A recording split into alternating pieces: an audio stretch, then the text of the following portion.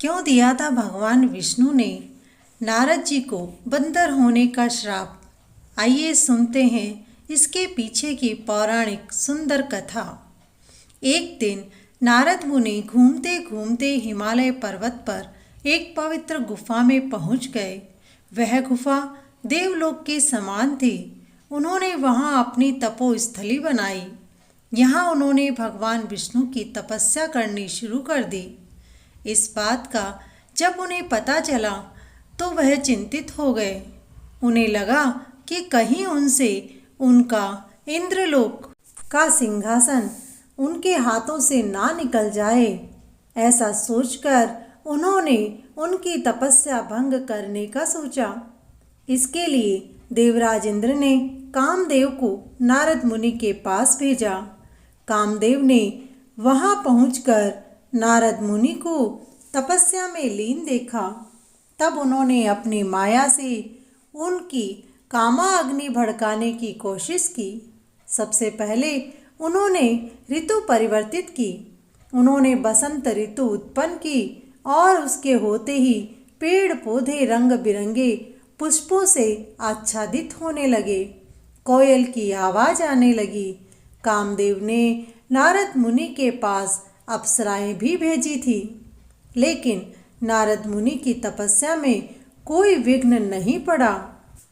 अंत में नारद मुनि ने जब आंखें खोली तब कामदेव को लगा कि कहीं उन्हें अपने इस कृत्य के लिए नारद मुनि से श्राप ना मिल जाए। उन्होंने नारद मुनि से क्षमा मांग ली। नारद जी ने उन्हें क्षमा भी कर दिया। इससे नारद मुनि के महन में अहंकार आ गया। वे भगवान शिव के पास पहुँचे। उन्होंने शिव जी के सामने खुद का बहुत सा बखान कर दिया। शिव जी समझ गए नारद में अहंकार आ गया है। उन्होंने नारद मुनि को एक सलाह दी और बोले, यह बात जो तुमने मुझे बताई है भगवान विष्णु से मत कहना। शिव जी को पता था अगर विष्णु जी को नारद के अहंकार के बारे में पता चला तो वह उन्हें जरूर सजा दे देंगे। लेकिन नारद जी तो अहंकार में चूर थे। वह भगवान विष्णु के पास पहुंच गए और उन्होंने भगवान विष्णु के सामने कामदेव की माया विफल करने की बात कह सुनाई।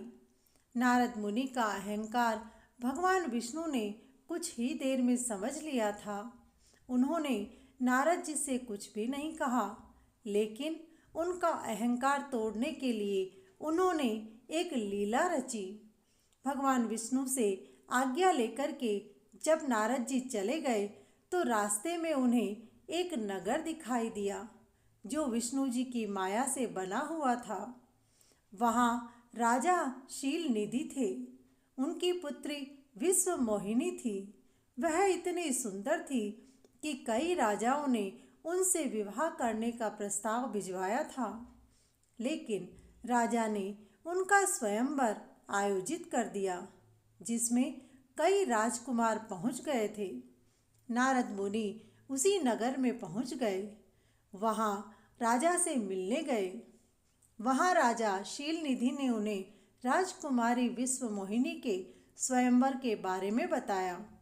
साथ ही उन्होंने निवेदन भी किया कि वो राजकुमारी की हस्तरेखा को देखे और उनके भविष्य की जानकारी भी दे।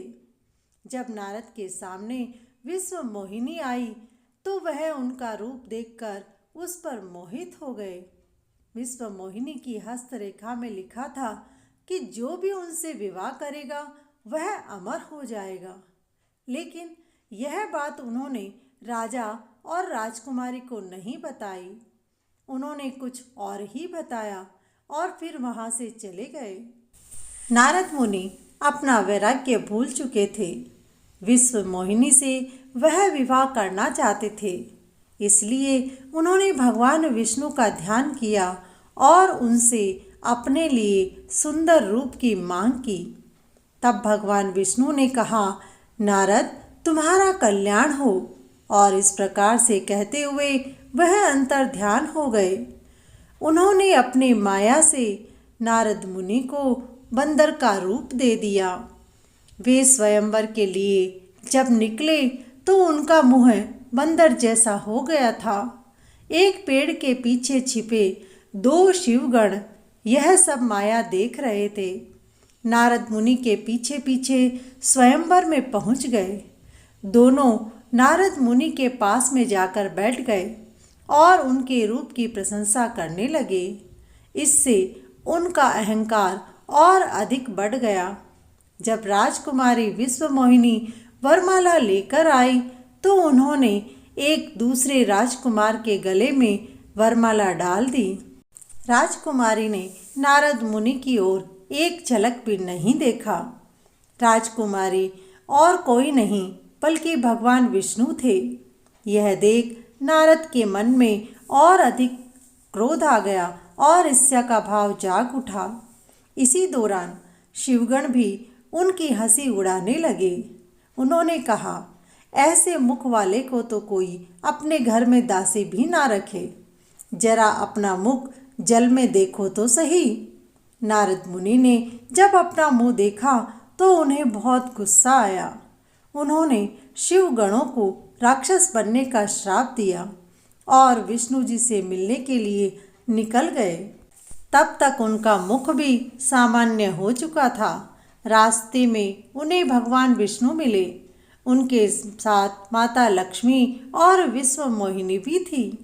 यह देख नारद मुनि विष्णु जी की माया समझ गए थे। नारद मुनि का क्रोध इतना बढ़ गया कि वे विष्णु जी को न जाने क्या क्या कहने लगे। नारद मुनि ने कहा कि उन्होंने उनके साथ छल किया है, इसका परिणाम तो उनको भुगतना ही पड़ेगा। और आपने मनुष्य रूप धारण कर विश्वमोहिनी को प्राप्त किया है। ऐसे में अब मैं आपको यह श्राप देता हूँ कि आप मनुष्य योनि में जन्म लेंगे और स्त्री वियोग आपको सहना पड़ेगा। आपने मुझे वानर बनाया है, इसलिए आपको एक दिन वानरों की सहायता भी लेनी पड़ेगी। विष्णु जी ने नारद मुनि के श्राप को स्वीकार कर लिया और अपनी माया के प्रभाव से नारद मुनि को मुक्त कर दिया। मुक्त होने के बाद नारद मुनि को पछतावा हुआ, लेकिन अब क्या कर सकते थे, श्राप वापस नहीं लिया जा सकता था।